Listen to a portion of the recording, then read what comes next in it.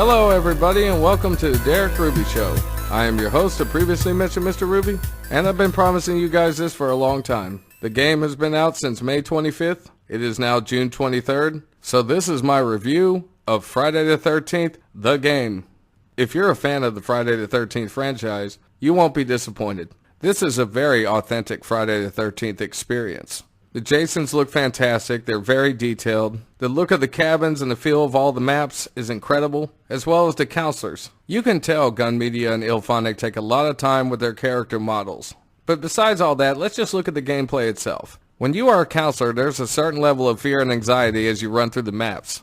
I don't care how many times you play this, even when you're expecting it. When Jason just pops up out of nowhere, I don't know how many times I've heard somebody scream or yell, "Oh shit," or whatever the fuck. You just cannot prepare yourself for it. You can try, but your adrenaline will just pump through your veins every single time. There's a lot of customization when it comes to the outfits of the counselors. There is what they call CP in the game, and you use this to roll perks. Each counselor has its own unique strengths and weaknesses, and these perks help to enhance those things. You can also use CP to buy different kills for your Jason. If you have a good team of players that communicate, escape is very possible. You can have quite a few fun rounds and you could possibly outwit Jason to get away. Or if you have to go it alone because there's not a lot of counselors talking, it's still possible if you play smart. Also, there's 4 ways to survive the round. There's escaping on the boat, there's escaping in the car, there's calling the police and reaching them, or there's surviving the whole 20 minutes without getting killed. And this creates a lot of fun dynamics to play with in the game. You'd be surprised how many people will get killed in the last 10 seconds or get grabbed at the last 2 seconds and survive the round. Or sometimes 2 cars will get out. Or just 1. Sometimes the boat spawns, sometimes it doesn't. Sometimes people get the boat all the way to the end and then they die. And then somebody else comes along and swims out there and gets away. So it makes the fun factor really strong. Looking at the other side of the coin, playing Jason Voorhees is amazing. There are 6 playable Jasons. 7 if you got the DLC special Tom Savini Jason, that was for the backers and Kickstarter people only, as well as 1 skin swap for part 3 of the NES Jason. Each Jason has a variation of their powers and the items that they can use throughout the game. For example, part 2 starts with more traps than any other Jason, part 6 starts with 6 throwing knives, part 8 can break down doors very fast, and so on and so forth. And you can make a strategy with the Jason you use. There is kind of a set strategy or formula you can come up with for all the Jasons, at least to start the match, but after that you gotta play to its strengths. You can't play part 9 Jason the same way you would play, say, part 3. You can do similar things, but on top of that, it's very hard to control how the counselors are going to act, and it's also very hard to predict what's going to happen during the match. And each Jason has its own unique weapon with different range of reach. You need to know if your Jason can move fast in the water, or if he can morph a lot, if he's great at shift, if his sense is good. All those things make a difference. And as far as the overall gameplay, there is only 3 maps, and it would have been better if they would have had more, but at the same time, even with only 3 maps, when it comes to the counselors and Jason, there is so much replayability because you can do the same scenario 100 times, and you can have over 100 different outcomes. While some games will be similar, the dynamics and the players will change constantly. And there's nothing like sneaking up on victims and just hearing them scream when you pop up out of nowhere as Jason, or the thrill of making the great escape with your friends as Jason's coming after you. And it just makes the fun factor tremendous. Now let's look at the negative. The game had a horrible launch. I've been playing the game on Xbox and I'm currently level 43. By this time I should probably be in the 60s at least, because the game would constantly crash in the beginning and we wouldn't get the XP, but they fixed the XP problem. But for the most part the game still dashboards. I know Steam and PS4 are also having problems, and Gun Media and IllFonic, they're working on it. But there's a lot of bugs and a lot of little things about the game that just drive you crazy. There's nothing worse than getting to the end of a match and finishing the round and you're going for your last kill and then the game crashes. And if you're the host, that means everybody crashes. The matchmaking system was almost completely broken right from the start. It still works, but the problem with the matchmaking system is, at least this is what I've heard because I've never actually experienced this specific problem myself, but people will go into quick matches, and when the host gets killed, he'll rage quit, and everybody will get kicked out of the game. There's no host transfer system, and I think that's a big flaw in it. And there's a lot of trolls that'll team up with Jason and tell him where everybody is. Maybe they'll talk in party chat, and also a lot of players that will just go ahead and try to kill you, just so they can either escape or just to be a dick. And so in order to counteract this, they changed the experience minus from 200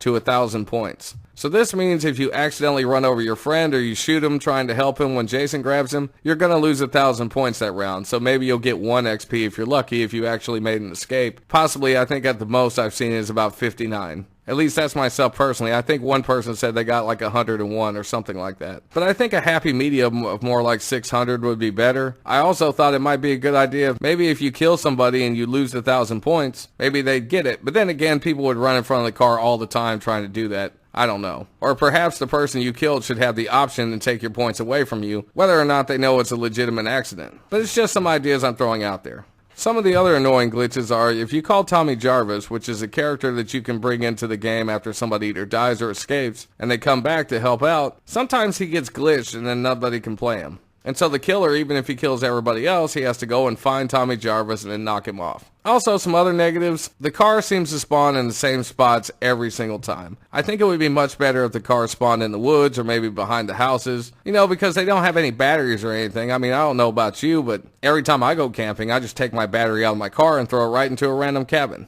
Now, I know some people will say that Jason probably sabotaged the cars, but I don't remember too many movies where he went out of his way to do that. But that's just a little nitpick. But the thing about spawning items is, yes, the gas and the keys and the battery will spawn in various places, but certain items like shotguns will spawn in the same 2 or 3 places every time. And so in the beginning of the match in certain areas, people will always run to those same spots. But it does make the game more difficult and it does make it more of a challenge, especially levels like Packanack Lodge.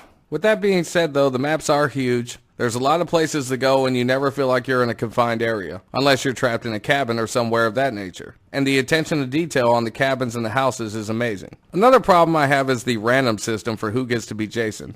Everybody wants to be Jason. Well, maybe not everybody. There is a small percentage of people that would prefer not to play Jason. But for the most part, everybody wants to be Jason. And you can set a preference whether you want to be Counselor or Jason, but most people pick Jason. So with the constant game crashes, you could have a lobby of 8 people for 2 hours and then the game crashes, and in that 2 hours the same person could have been picked to be Jason 3 times, and then you start the lobby all over again and you play another 2 hours and you never were Jason once. My solution to this is just take turns playing Jason. I always host my own lobbies. I play with quite a good group of people and we just take turns. That way everybody gets a shot, and if you're a new person in my lobby, you will get your turn to be Jason. I might even make you Jason right when you first come in. It's really the best way to be fair. And as long as the game keeps crashing, the random system's just not going to be the way to go. But that's just my opinion. Some people like it. I personally don't. So I was going to do this review last week, but Gun Media announced that they were going to do something to make things up to everybody. They released a retro NES Jason. They're going to have a double XP weekend this weekend, and they're giving everybody 13,000 CP. Plus, they gave us some awesome new counselor clothes, which is great. And the new NES Jason is nothing more than a color swap of the Part 3 Jason. Now, they did give us some awesome retro Nintendo music. And the retro Jason does look sweet. And it does make playing the Part 3 Jason even more awesome than it was before. But there was no new kills and there was no stat changes. And my number one criticism that they claim they're going to fix is when you come to the loading screen, you're still the normal Part 3 Jason. Now, I'm not trying to be nitpicky, but I do feel it's kind of lazy. If you're going to make a new Jason, I understand if you can't give him some new kill animations. I really do. I understand that costs a lot of money. And I'd be perfectly fine with that. And I can also understand that maybe you're not going to color the opening sequence right away. That also makes sense. But why couldn't you restat him? Did you have to make him exactly the same as Part 3? I mean, couldn't you have made his stock better or, just changed a few stats? I know they can't be that difficult. I mean, I'm not a programmer or anything, but I have messed with a few old school kind of programs before, and I just don't think it would have cost that much to change some values. But that being said, again, that's just a nitpick. It was extra content, and I can't bitch too much because it was free. And it's a good start trying to make things up for everybody.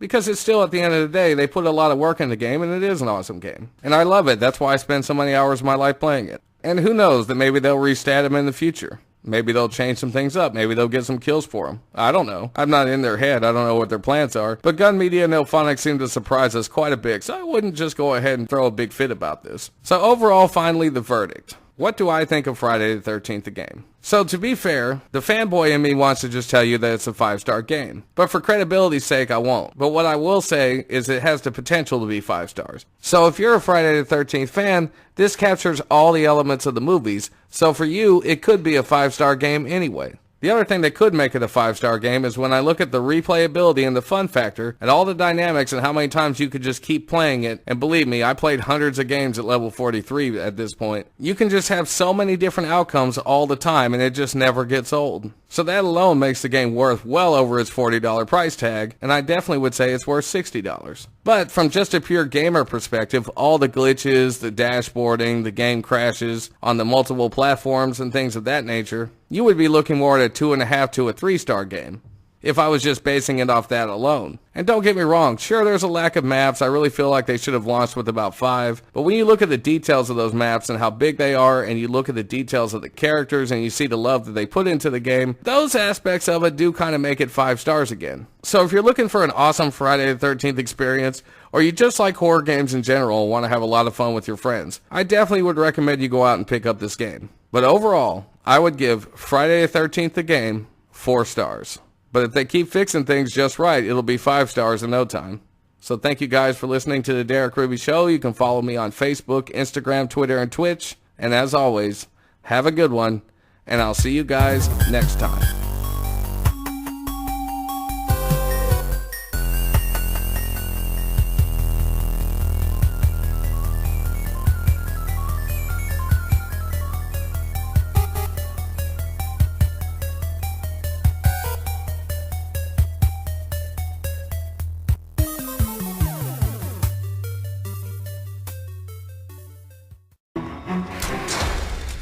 Get up, Jason. You and so it ain't gonna take me long to get you. Kill them.